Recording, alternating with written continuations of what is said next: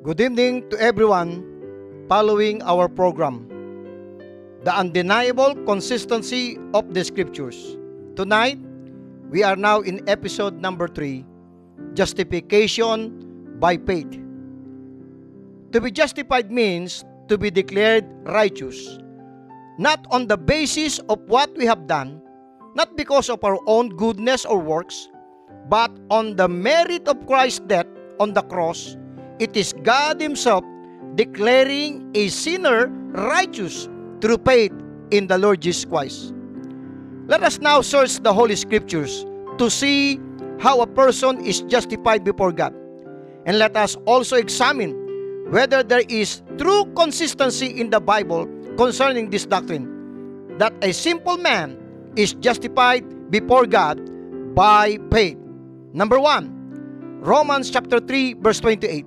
Therefore, we conclude that a man is justified by faith without the deeds of the law.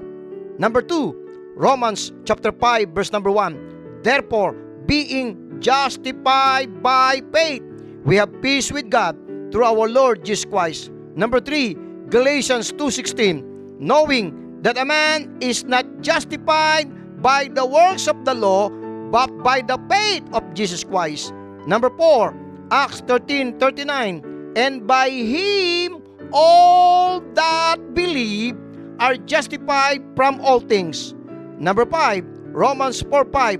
But to him that worketh not, but believeth on Him that justifieth the ungodly, his faith is counted for righteousness. Galatians 3:24.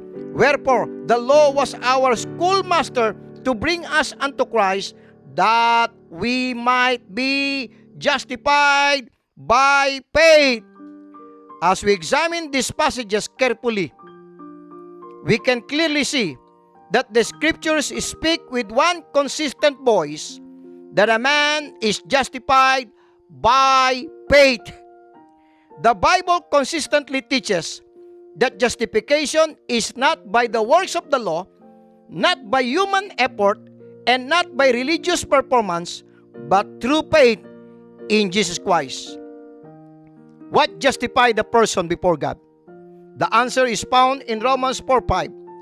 But to him that worketh not, but believeth on Him that justifieth the ungodly, his faith is counted for righteousness. Justification is God declaring you righteous on the merit of Christ's sacrifice on the cross. Romans 3:25. Whom God hath set forth to be a propitiation through faith in His blood, to declare His righteousness for the remission of sins that are past through the forbearance of God. According to the Scriptures, it is faith in Christ that God counts for righteousness. Therefore, a sinner is justified before God by faith apart from works. The undeniable consistency of the Scriptures. Thank you and God bless.